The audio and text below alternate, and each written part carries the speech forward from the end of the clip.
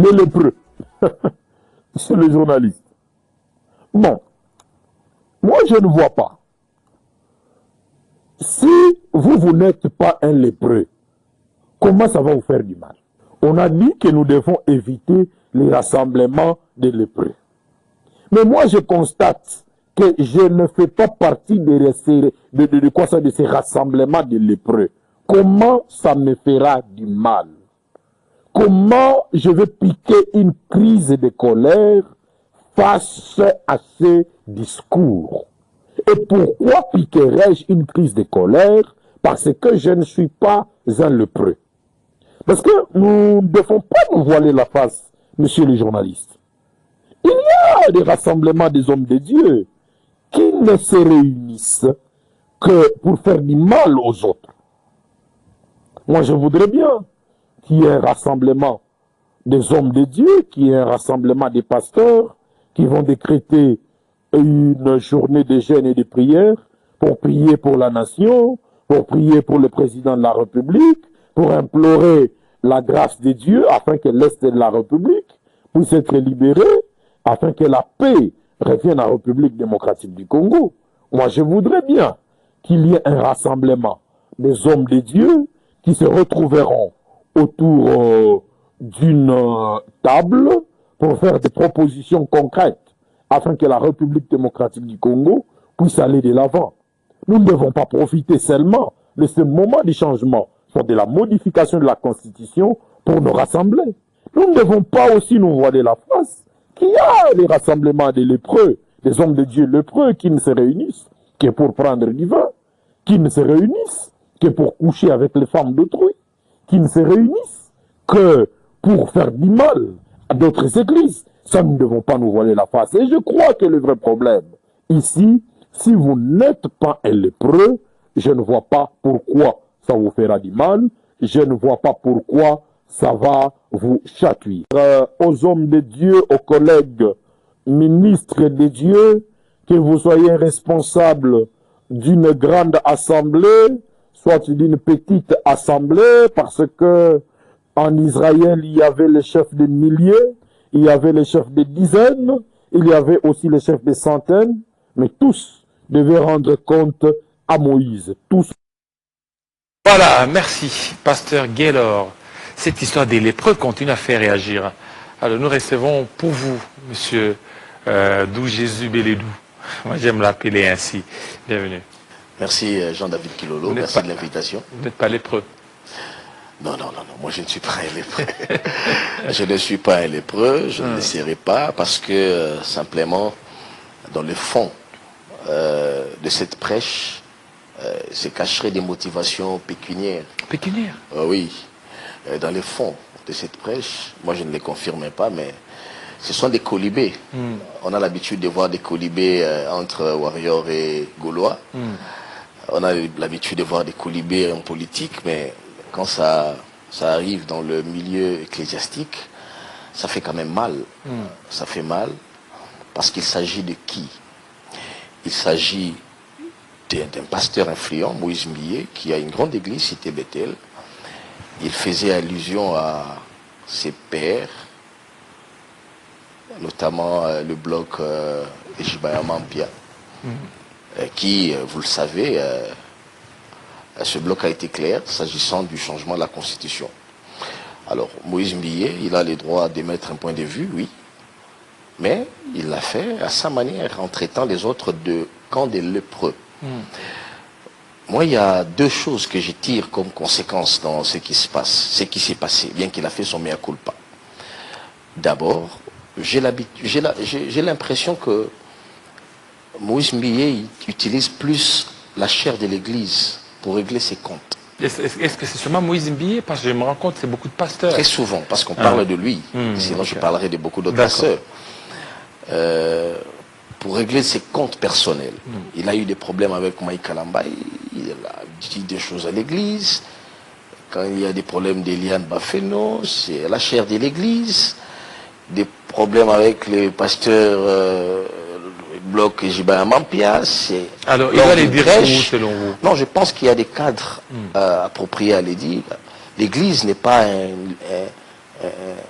la reine des règlements des comptes. Ce n'est pas un ring pour régler des comptes. À mon humble avis, il devrait se ressaisir un tout petit peu.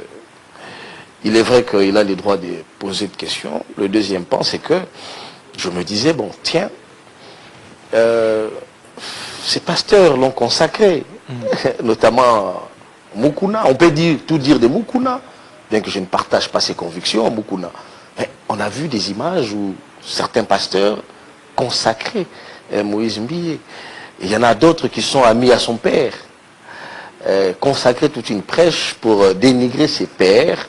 Je pense, à mon humble avis, ce n'est pas digne d'un fils et d'un enfant de Dieu. Au lieu de parler des choses de Dieu, ils prennent du vin.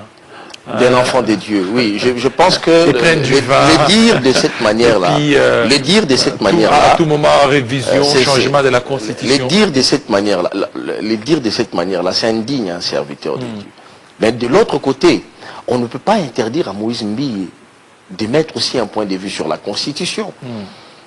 Je crois qu'il est passé sur une radio de la place où il a donné cette fois-là, j'ai apprécié, il a donné son point de vue. Si la Constitution, les changements de la Constitution sera opportun pour le bien-être des Congolais, tant mieux. C'est ce qu'il a dit. En fait, c'est là même le questionnement sur la motivation du changement de cette Constitution. De tous les blocs, Ejibaya Mampia et d'autres pasteurs qui ont donné leur point de vue sur le changement de la Constitution, je n'ai trouvé, passez-moi l'expression, la rationalité que de la part de Godem Poyi. Godem Poyi est clair. Il vous dit, je vise une révision ou un changement essentiellement économique, sur le plan économique. Et il argumente, il dit, avec l'article 12 du deal que la RDC a conclu avec les Américains, qui préconise l'uniformisation des régies financières, faire de toutes les régies des mobilisations de recettes une seule structure, je pense que cela n'est pas adapté à notre Constitution. Ça nécessite un changement ou une révision de la Constitution. Parce que ce deal est important, parce que cela ramène 500 milliards de dollars. Et si la RDC doit s'adapter, s'y conformer, nous devons essentiellement changer cette Constitution ou la modifier. Mais s'agissant, et réviser cette Constitution, il n'a pas de la révision, mais s'agissant du référendum, ou du changement de la Constitution, du référendum, il revient au peuple d'en décider. Mais moi, en ce qui me concerne, je donne un avis économique, purement économique. Lui, au moins, il a réfléchi. Mais j'ai suivi aussi d'autres pères de l'Église. Mukuna, par exemple, il dit, Constitution à Kabila, le changer. Ça veut dire quoi? Donc ça dit, il n'y a pas de rationalité dans tout ça. J'aimerais bien qu'il y ait un débat d'idées comme nous on a l'habitude de le faire. Par exemple, si vous posez la question à Beledou, je vous dis par exemple, en ce qui me concerne, je préconise que certains articles de cette Constitution justement soient révisés, notamment sur les gouverneurs. Pourquoi avoir nécessairement le gouverneur originaire? On peut recourir aux gouverneurs non originaires pour renforcer l'unité nationale. C'est un débat qui peut être lancé, comme d'autres d'ailleurs, je vous ai suivi l'autre fois, faire un débat sur ce plateau autour de la double nationalité. Notre Constitution consacre la nationalité congolaise comme exclusive. Mais il y a un débat, c'est un bon débat de société. Oui, maintenant, aujourd'hui, l'UDPS préconise qu'on revienne à la Constitution de 92, qui n'a pas été promulguée, mais qui a été issue de conférence nationale souveraine. Bon, l'UDPS donne son point de vue. J'ai suivi également le secrétaire général de l'UDPS, Augustin Kabouya, dans sa causerie morale. Il a parlé de la Constitution de 1992, précisément du 4 août 1992, mais on se souvient, c'est l'histoire, hein.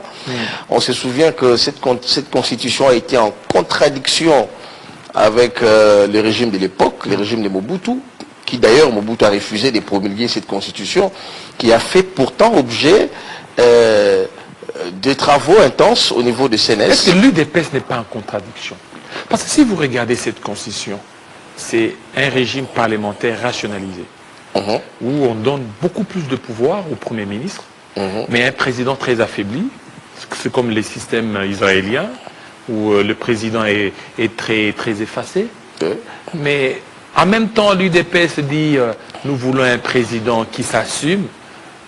Vous ne voyez pas qu'il y a un peu de contradiction? Oui, ben justement, c'est ce que je disais. Si tu ne m'avais pas coupé le fil d'idée, ça veut dire qu'il y a à un moment donné une sorte de confusion sur ce que veut le parti présidentiel. Ils veulent actualiser une constitution qui n'avait jamais été promulguée, parce que même Mobutu, en 1994, il a recouru à l'acte de 1990, il n'a pas tenu compte de... la conférence nationale souveraine de 1992. Ça veut dire que Mobutu ne voulait pas, parce que ça effritait son pouvoir. Vous avez dit, vous l'avez si bien dit, c'est un système parlementaire comme en France un peu, un peu comme en France. On donne beaucoup plus de pouvoir en Grande-Bretagne. Comme en Grande-Bretagne, beaucoup plus de pouvoir au Parlement. Et ça effrite le pouvoir du président de la République. Le président est très effacé. Est très effacé. Pourtant, les débats qu'on suivait dans l'opinion, certains cadres de l'UDPS voulaient que l'on renforce le pouvoir du président de la République. C'est une première contradiction que vous avez soulevée. Et il y a aussi l'autre contradiction, c'est le fédéralisme. C'est le fédéralisme. À l'époque, oui, les contextes étaient différents, mais le fédéralisme aujourd'hui, c'est faire les lits de la balkanisation. Parce qu'en réalité, c'est ce que le M23 et l'AFC demandent à Doha. À Doha, ils demandent un État fédéral, faire de cette partie du pays un État à part entière. Mais le faire, c'est consacrer, sans le dire, la balkanisation du pays.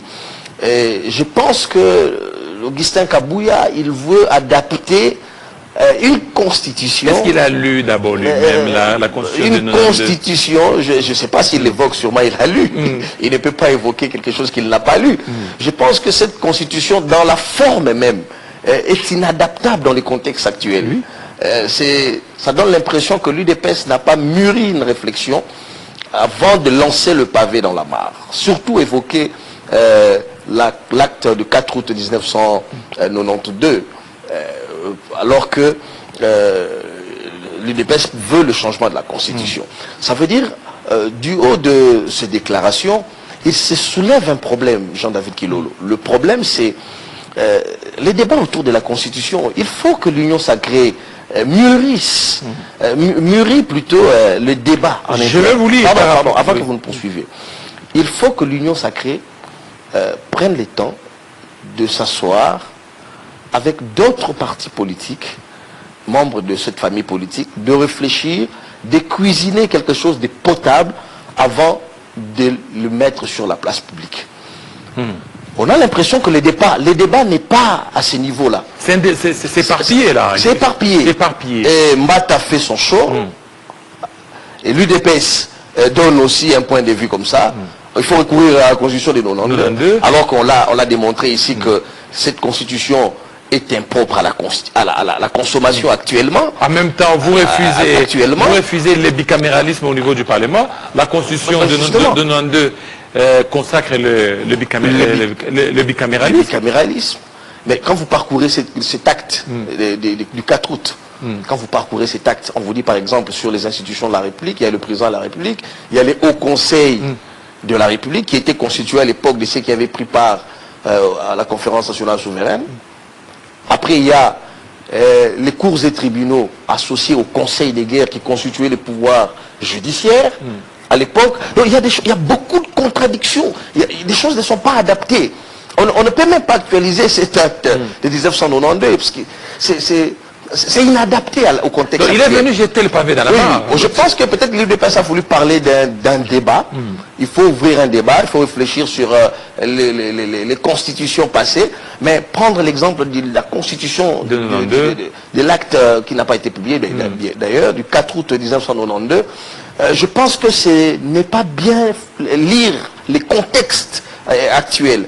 Les contextes actuels, justement, on l'a démontré ici, ne permet pas qu'on instaure un fédéralisme. C'est vrai qu'il faut actualiser, mais il faut passer par quoi? Faut-il passer d'abord par le régime, le changement du régime de semi-présidentiel au régime parlementaire? Est-ce que c'est ce que veut l'UDPS? Est-ce que c'est ce que veut le peuple? Parce que la constitution actuelle s'est inspirée de cette constitution, mais en l'améliorant.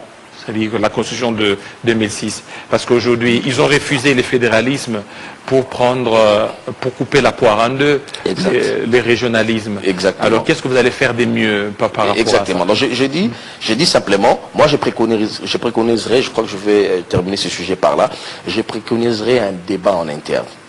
Il ne faudrait pas faire de ce sujet de la révision constitutionnelle ou du changement de la Constitution une exclusivité de l'UDPS ou de l'Union sacrée, ou simplement de l'UDPS, disons ça comme ça.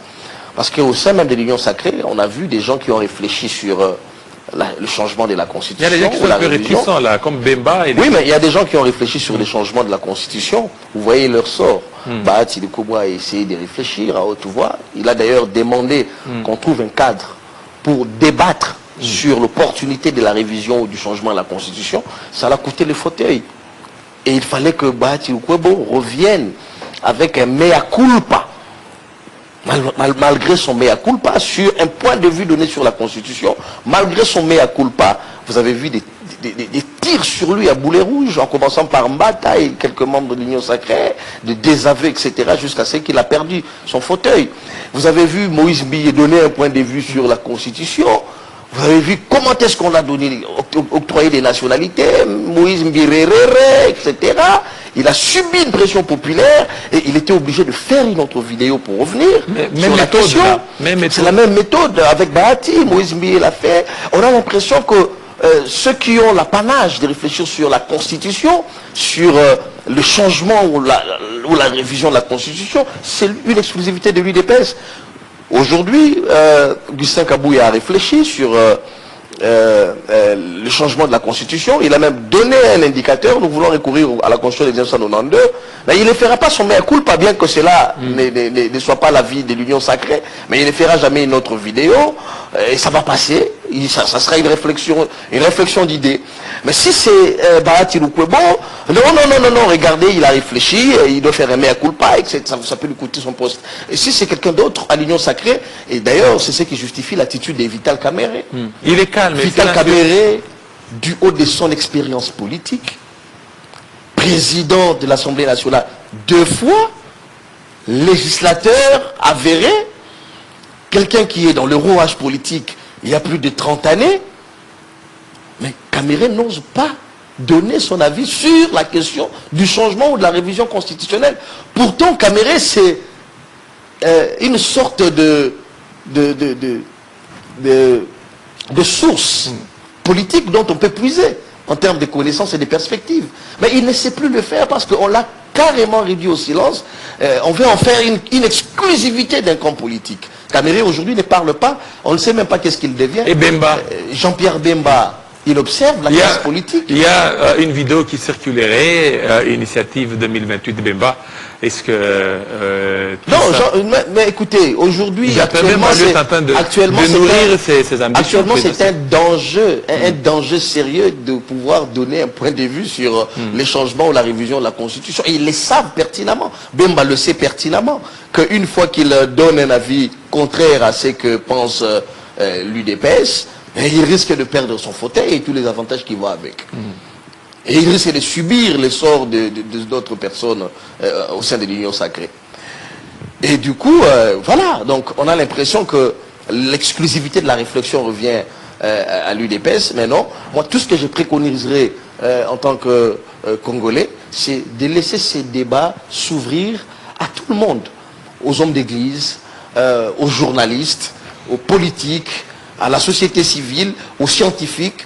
Laisser tout le monde émettre son point de vue sans pour autant être inquiété. Mais en même temps, on a vu certaines forces, on ne veut pas citer de quel parti politique appartiendrait, ils ont menacé au niveau des Tchangou.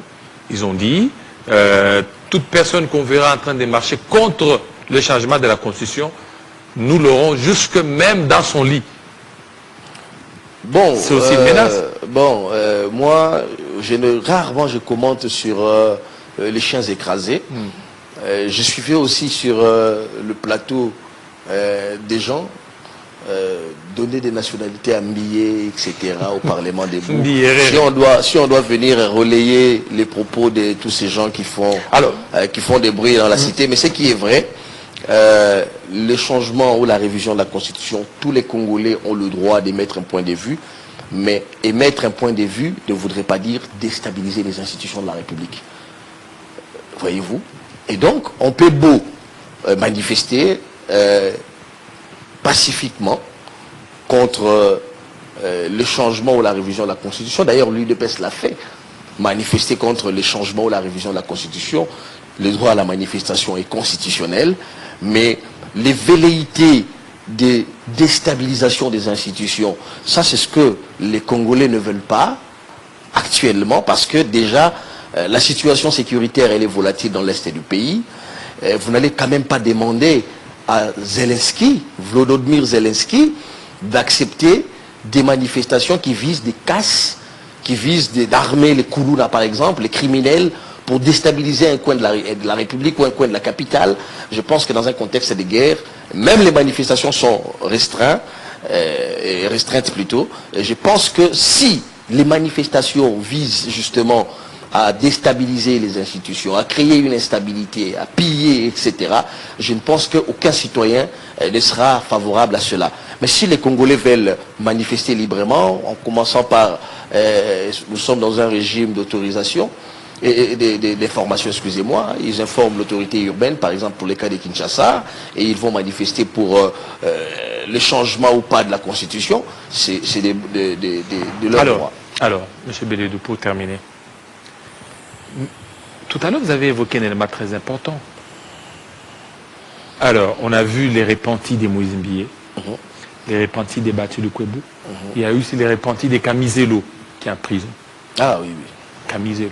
Est-ce que c'est une nouvelle méthode pour humilier ceux qui, à un moment donné, peuvent avoir des avis contraires? Oui, ce n'est pas... Malgré les repentis... Ce n'est pas l'UDPS que nous avions rêvé. Il faut le dire. Ce n'est pas l'UDPS que nous avons rêvé sous Félix Tshisekedi. Je donne un exemple pratique. Vous avez cité 3 personnes. Je donne un exemple. Tout ce qui arrive à Bahati Lukwebo, posez-vous la question sur l'élément déclencheur. Un point de vue sur la Constitution. Un député national a interpellé Jacquemain Chabani à l'Assemblée nationale. Ça lui a coûté une révocation de sa plateforme politique, de son parti politique. Non, les idéaux du parti, il a trahi. Je fais allusion à l'honorable Yango Tikala l'a dit. On lui demande de partir, de quitter, on le cherche de son parti, simplement parce qu'il a fait un exercice parlementaire en interpellant un député UDPS à l'Assemblée nationale. Et donc, ce n'est pas l'UDPS que nous avions rêvé, Jean-David Kilolo. Disons les choses telles qu'elles sont. Bahati Lukwebo, qu'est-ce qu'on n'entend pas de lui aujourd'hui? Parce qu'il a donné un point de vue sur la Constitution. On dit de lui qui serait des mèches avec la rébellion. On attribue l'achat des Bralima Bukavu. Est-ce que c'est pas vrai ça? Ce qui est faux. C'est faux. Lui-même est d'ailleurs resté en justice contre les auteurs de cette affirmation. Et hier encore, c'était le vice-président de l'AFDC, serré, je sais pas, d'une autre nationalité. On l'aurait appréhendé en train de voyager avec un autre passeport. Un passeport rwandais. Il arrive à Kinshasa, député national de surcroît, élu. Il arrive à Kinshasa, on le prend et on prend même le comité d'accueil. 4 personnes. Des gens qui sont venus l'accueillir. Gloire à Dieu, quelques semaines après, les 4 ont été libérés, grâce notamment au concours de la maison militaire du président de la République. Mais le vice-président, Hilaire Kassoussa, jusqu'aujourd'hui, au moment où nous faisons cette émission, est toujours détenu. Mais il y aurait des soupçons. Oui, il y a toujours eu des soupçons. Qui serait au niveau de Brazza, Addis Abeba pour rejoindre. Il y a toujours eu des soupçons. Il y a toujours eu des soupçons. Je ne reviens pas sur le soupçon. Tous les soupçons qu'il y a eu. Vous savez qu'il y a eu des soupçons sur Jules Alinguete. Il y a eu des soupçons, non. Les gens chuchotaient toujours aux oreilles du chef de l'État. Non, Jules Alinguete, etc. Aujourd'hui, Jules Alinguete est parti. Tous Tout le monde réclame le retour de Gilles Alinguete. Il y a toujours eu des soupçons sur les meilleurs autour du chef de l'État. Ah, bah, tu vois, au monde, il y a la velléité, etc. Mais les pays ne peuvent pas fonctionner sur base des soupçons des gens qui viennent chuchoter dans les oreilles du chef. Et nous espérons que la maison militaire comme la maison civile du président de la République, grâce à ce concours, va faire de même pour la libération du vice-président. L'FDC de Bahatirou Kwebo. Aujourd'hui, moi je dis toujours, mais qu'est-ce que Bahatirou Kwebo n'a pas subi du fait de cette guerre? Mais c'est lui qui a plus perdu en termes de biens, en termes de matériel, en termes de ces immeubles qui sont occupés par la rébellion. On a cassé, on a volé, etc. dans cette partie du pays. Mais Bahatirou Kwebo, la rébellion ne peut pas pardonner à Bahatirou Kwebo. Simplement parce que c'est celui-là même qui a été à la manœuvre pour le basculement de la majorité au premier mandat de Tshisekedi. C'est lui qui a été à la manœuvre. Comment la rébellion peut pardonner à un tel type? Aujourd'hui, c'est lui le plus malheureux. Il a sa base électorale dans le Sud Kivu. Il est élu du Sud Kivu. Mais ses électeurs sont massacrés, tués. Il a perdu les enfants, les cousins, la famille, les électeurs. Et c'est à ce monsieur-là qu'on veut faire du mal simplement parce qu'il a donné un point de vue. En fait, c'est ce que je disais au départ, ce n'est pas l'UDPS que nous avions rêvé.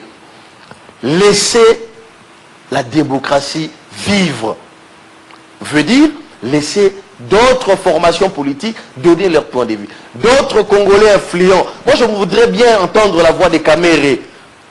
Je voudrais bien entendre la voix des Bemba et d'autres formations politiques sur la question de la Constitution. C'est ça, la vivacité de la démocratie. Et d'ailleurs, lors du point de presse du président de la République, c'est ce qu'il a été clair. Sur la question de la révision ou du changement de la Constitution, il faut un débat sérieux. Tshisekedi a dit il faut un débat sérieux. Ce n'est pas un débat de charlatans. Ce n'est pas un débat d'hommes d'église qui viennent se dire tel est lépreux, tel autre Alongola Saginani, tel autre a fait ceci. Tel autre Amélie Massanga. Tel autre Amélie Massanga, tel autre Asalaki Boye. Comment nous pouvons partir de la révision du changement de la Constitution à lépreux, à Amelaki Massanga, à Longola Kizemi, à Salaki Boye, à Salaki Boye. C'est pas ça le débat sérieux que les chefs de l'État a voulu. Or, nous le savons, les formations politiques, les états-majors politiques, des partis politiques ont toujours eu un département où les gens discutent sur les grands enjeux politiques, notamment les questions des révisions et des changements de la Constitution. Et donc, je voudrais encore voir cette vivacité de la démocratie renaître, parce que c'est l'UDPS, c'est le parti qui a fait rêver la démocratie aux Congolais. Il faut que l'UDPS, il n'est pas encore tard, hein. Merci. Il faut que l'UDPS revienne. Merci beaucoup. Pour réfléchir sur un téléspectateur qui nous suit, un téléspectateur qui nous suit, monsieur le journaliste, le vice-président de l'AFDC arrêté, n'est plus député national, il est plutôt député honoraire de 2018 à 2023. Honoraire, oui, justement. Voilà, merci. Honoraire. Merci à vous qui nous suivez. Honoraire. Voilà. Et donc, c'est justement ça, Jean-David Kilolo. Je veux bien qu'il y ait un débat autour de la Constitution, mais je voudrais aussi que la tolérance accompagne ces débats. Vous savez, à une certaine mesure, Jean-David Kilolo, je crois que je vais terminer par là. Oui. À une certaine mesure, Tshisekedi, c'est le plus chanceux. Le plus chanceux. Comment ça? J'ai dit que c'est le plus chanceux. Pourquoi? Parce que Tshisekedi lance un débat 2 années avant la fin de son mandat. Il lance un débat sur le changement de la Constitution. Mais 3 aspects se dégagent, ou se constatent dans l'opinion. C'est pourquoi je dis qu'il est le plus chanceux. Le premier aspect, aucune ambassade, aucune s'élève contre le changement ou la révision de la Constitution. On le sait qu'un tel débat, nous avions toujours vu des correspondants des ambassades. L'ambassade telle, l'ambassade de France, l'ambassade d'Italie, l'ambassade de Belgique, l'ambassade, etc. s'inquiètent sur des questions de révision, etc. Les velléités. Aucune. Ça, c'est le premier aspect. Le deuxième aspect, même les États-Unis d'Amérique, avec qui on a les deals, n'osent pas se prononcer pour condamner. Aucune ambassade ne condamne, aucune ambassade n'avertit notamment même pas les États-Unis. Et troisième aspect, même l'opposition. Vous savez, Jean-David Kilolo, c'est l'impression, je peux beau me tromper. Mais l'opposition vous dit essayez. Oui, on a l'impression. Il y a oui, même les autres de l'autre côté. Ils vous disent si vous essayez, et aussi ils vont déclarer. Oui, mais il se dégage une fragilité de l'opposition actuellement. Un référendum. Il se dégage une fragilité de l'opposition. Nous attendons peut-être avec la coalition 64, parce qu'ils ont dit que mardi, c'est demain, l'opposition va lancer la coalition 64 pour barrer la route à un changement de la Constitution. Mais au fond, Jean-David Kilolo, on va voir ce que l'opposition sera capable de faire. Cette opposition-là qui lance cette coalition compte essentiellement sur l'Église catholique. Parce qu'on sait que c'est l'Église catholique qui va donner un peu de souffle à cette opposition. Mais je disais ici, on a l'impression, Jean-David Kilolo, l'opposition en face a été soufflée, en face de Tshisekedi, sur les grands enjeux politiques. On a les opposants, Jean-David Kilolo, qui se distinguent plus dans les médias. Plus ils sont très actifs, très forts, très efficaces dans le média. Ils font des déclarations dans les médias. Mais sur le terrain, Jean-David, on ne sent pas cette opposition sur le terrain. L'opposition de Sesanga, par exemple, un monsieur très intelligent. Non, mais en matière d'intelligence. C'est parce que le président est encore... son mandat est en cours. Ah, Kabila, il y a eu des marches en 2014, en 2013, alors qu'il avait encore son mandat. Il y a eu des marches en 2015, alors qu'il avait encore son mandat. Regardez la marche de 2015. Il avait encore son mandat. Oui, voilà. C'était à une année. Oui, mais on est presque aussi à une année. Les contextes sont presque pareils. Là, il faut nous sommes au mois de mai. On est presque à une année de la fin de mandat. Alors attention, nous sommes presque à une année. L'année 2027, c'est une année purement électorale. Les contextes sont presque pareils. On ne sent pas cette opposition. On a l'impression que l'opposition est essoufflée. Je parlais de Sesanga. Un monsieur très intelligent, très équilibré, irréprochable en matière d'intelligence. Merci beaucoup. Je termine par là. Terminé. Mais vous avez l'impression qu'elle est essoufflée. Elle est très active, et Sesanga est très actif dans le média. Très actif dans les médias, pas sur le terrain. La Mouka, aujourd'hui, on n'a pas compris à quel moment la Mouka est passée d'une opposition de terrain à une opposition bourgeoise aujourd'hui. La Mouka a les velléités d'une opposition bourgeoise. C'est comme ensemble. Suivez les comportements des membres de la Mouka aujourd'hui. C'est une opposition. La Mouka. Prince Epengue en Belgique. Prince Epengue, il fait désormais les marches en Belgique. Hein. Ce n'est plus sur le terrain, ce n'est plus à Kingaboua, ce n'est plus à Tchangou, c'est maintenant la Belgique, c'est maintenant en France, c'est maintenant l'Italie. Regardez la Mouka aujourd'hui. La Mouka a fait sa mutation d'une opposition de terrain avec la population à une opposition bourgeoise. On a une opposition avec le camp Kabila qui est une opposition pratiquement identifiée à la rébellion. Malheureusement, c'est ça la réalité sur le terrain, dont les Congolais n'aiment plus suivre le mot d'ordre. Et donc, c'est la chance, les trois aspects qui donnent la chance à Tshisekedi, qui aujourd'hui donnent l'impression que l'opposition est essoufflée. Nous espérons que nous allons voir les comportements de la coalition 64 qui compte essentiellement sur la Cinco. Espérons que la Cinco donne du vent nouveau à cette opposition pour répondre aux manifestations. Merci beaucoup Beledou. Tout de suite, Maître Joël Kitenge.